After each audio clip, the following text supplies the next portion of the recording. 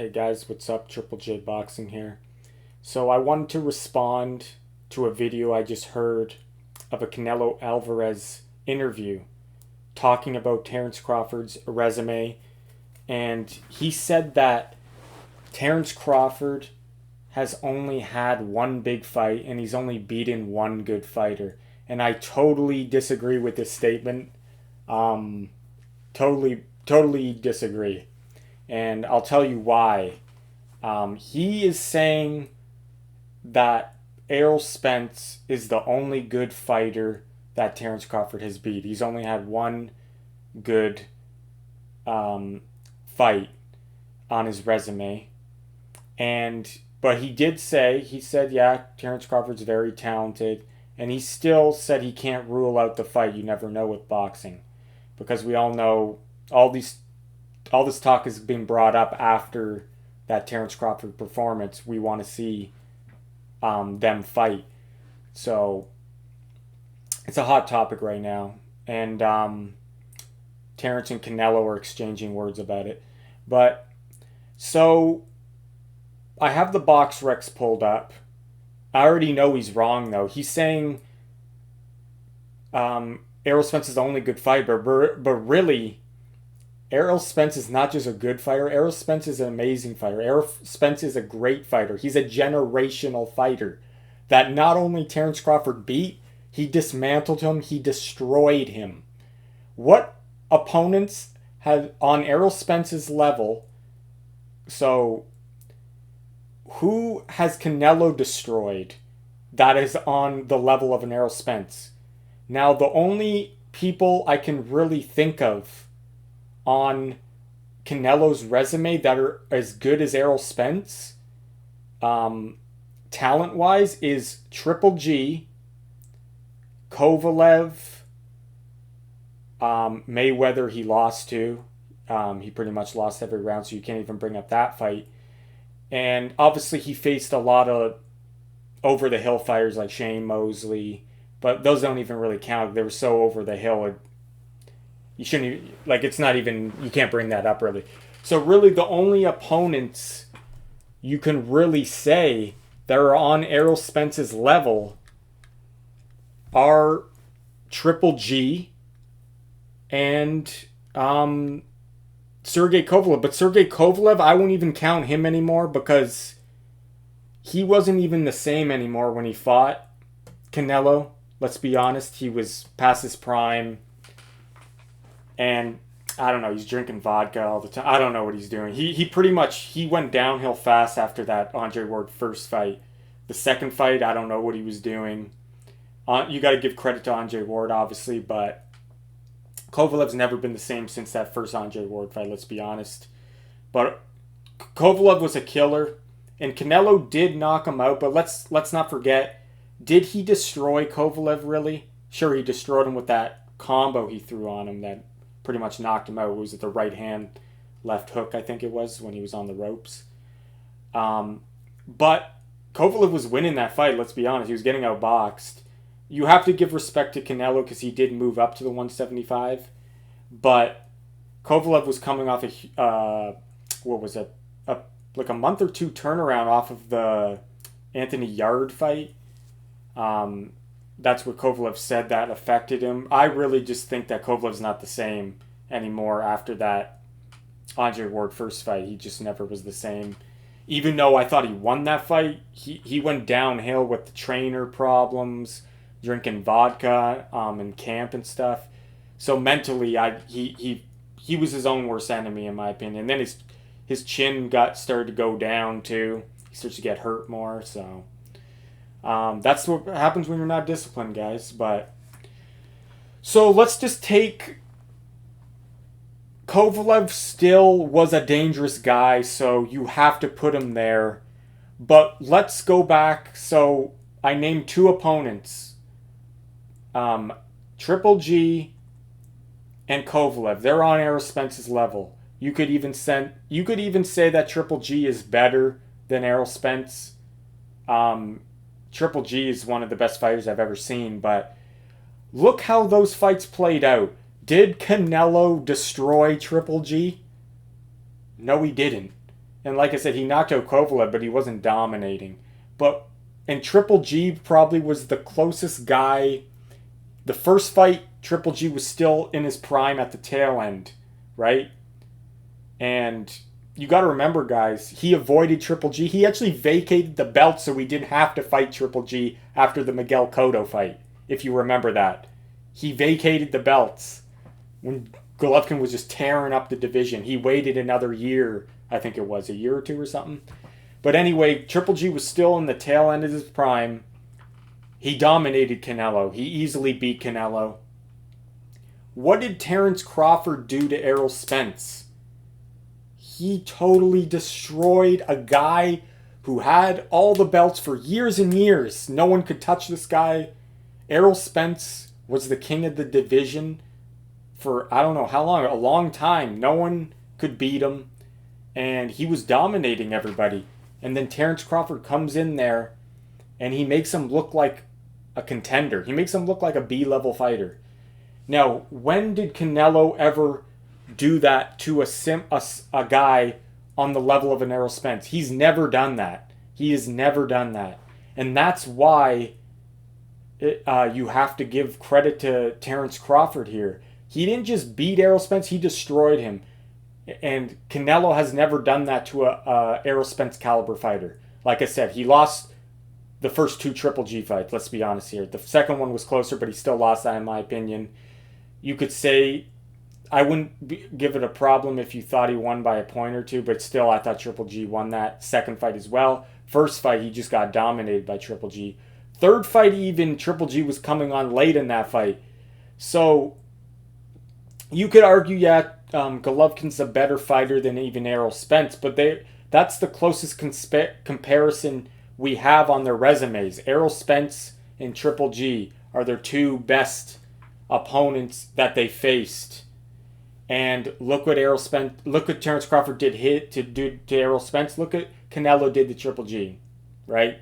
That says it all right there. Sure, Canelo has a better resume overall. Like, he's faced a lot more accomplished fighters, but a lot of them were over the hill, let's be honest here. And it's not like he dismantled them and destroyed them. Look at when he fought Miguel Cotto. I actually thought Miguel Cotto won that fight, I'm not going to lie. It was a split decision for Canelo. That was a very close fight. And Miguel Cotto was past his prime. Laura, it was a close fight. Mayweather completely, obviously, dominated him, but Canelo was really young. He was really young, so I can't really say anything about that one.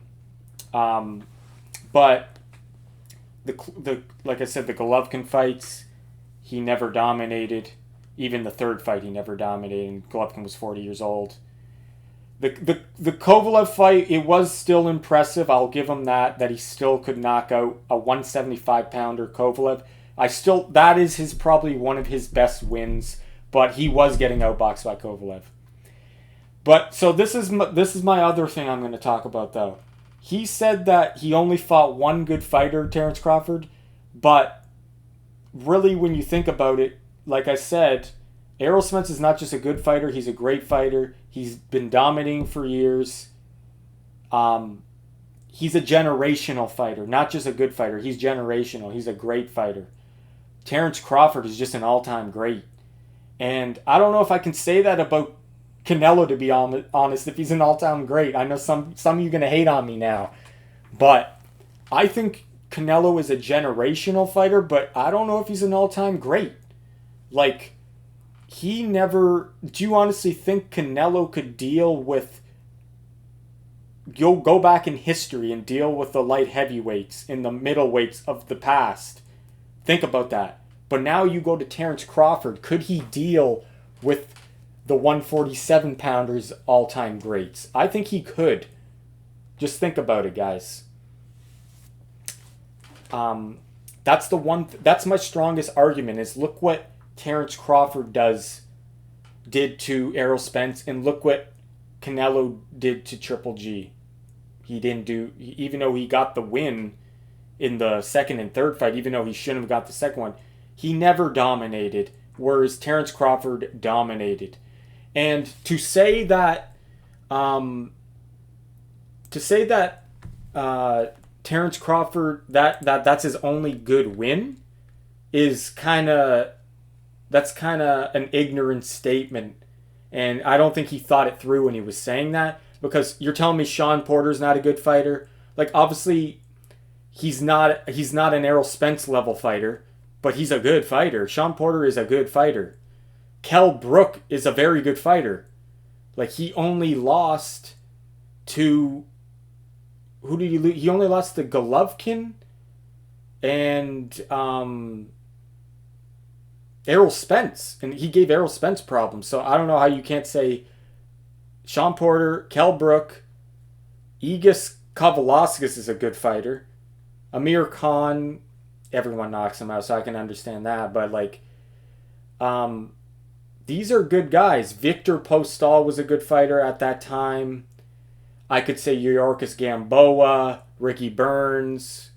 Like, there's obviously a lot of names on Terrence Crawford's resume that they were still good fighters. They're not great fighters like Ramondo Beltran, Thomas Delorme. They're not great fighters, but you could say Yorkis Gamboa was a great fighter.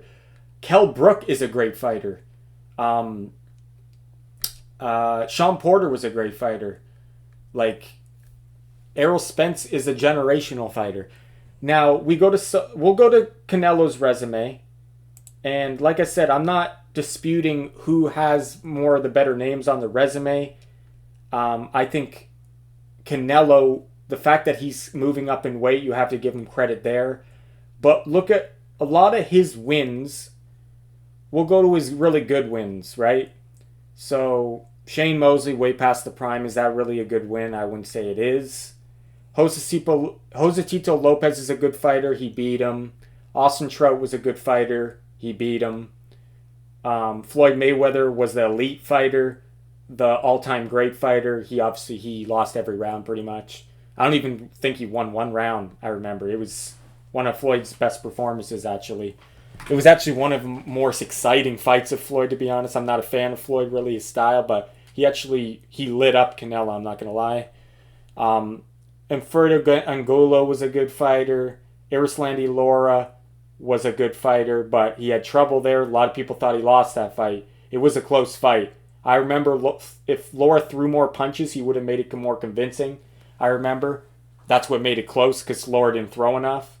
Miguel Cotto is obviously a great fighter. Hall of Fame fighter. But that was a very close fight that could have went either way. Actually, did he get... He got a unanimous decision against Miguel Cotto? I thought it was split decision. Oh, wow. Wow, Miguel Cotto got robbed. Wow. Okay, so anyway, for some reason I thought that was a split decision. I don't know why it's saying unanimous decision. I could have swore that was a split decision victory. But they totally robbed Cotto. Look at the scorecards. Wow. I'm shocked. Okay, you had Liam Smith. You have Daniel Jacobs. So when you look at his resume, very good resume. Billy Joe Saunders is actually one of Canelo's really good wins as well. I forgot to mention that. Billy Joe Saunders is a very good fighter at that time, and he broke his face, so you got to give him credit there. Caleb Plant was still kind of unproven. It's still a good win. But what I'm trying to say, guys, is when Canelo fought the really good fighters, like a Gennady Golovkin, like a Sergey Kovalev, like a Dmitry Bivol, like who else? Like a Miguel Cotto, a Lara, a Mayweather. He didn't dominate, right? He didn't just wreck the guys. He didn't just run through them and steamroll them, whereas Crawford pretty much is doing that. And, yes, you have to say Canelo's resume is better, but you also have to say that an Errol Spence caliber fighter, the way that Terrence Crawford dismantled him, no one on Canelo's resume did Canelo do that to them. because the only people on Canelo's resume that are on Errol Spence's level or better is a Golovkin, a Kovalev, a Dmitry Bivol, but like that, I kind of won't count that one because that was like, he's just, I think 175 is too much for Canelo, to be honest. So like, I'm not gonna hate on Canelo. Like, it's just, we'll stick with the Golovkin. He did not destroy Golovkin. If anything, he lost the Golovkin series. And Terrence just beat one of the best welterweights of the last 10 years. So, and he destroyed him. So that's what I'm trying to say, guys. Terrence Crawford's resume is a good resume. Canelo's is better. But skill for skill, Terrence Crawford is better than Canelo. And Terrence Crawford is an all-time great, whereas Canelo, I don't know how he would stack up against the middleweights of the past, to be honest. He's a generational fighter. And the fact that he moved up in weight is really impressive. And that's why a lot of people are going to hate on my statement that I'm saying he's not an all-time great, that he's just a generational fighter. But like a lot of the guys he beat in these divisions to get those belts, they're good fighters, but they're no Errol Spences, let's be honest. So anyway, guys, let me know if you agree with what I'm saying. To sum it up, I think Terrence Crawford's skill for skill is better, and he could hang with the greatest of all time in around his division. Whereas Canelo, I don't know how he could do against those kind of guys, like a Sugar Ray Leonard or a Hagler or a Hearns or a, like, I don't really want to go to light heavyweight because those guys I think are too big for Canelo, but we'll just stick to those kind of fighters. Yeah, so when Canelo faced the middleweight champion, the best middleweight champion of the last pretty much decade in Gennady Golovkin, he didn't dominate Golovkin, and Golovkin wasn't even in his prime anymore. The first fight, he was still maybe at the tail end of his prime, but look what Golovkin did to Canelo. Whereas, look what Terrence did to an Errol Spence. That's my case, guys. This is Triple J Boxing, and let me know what you think about this. Take care, guys.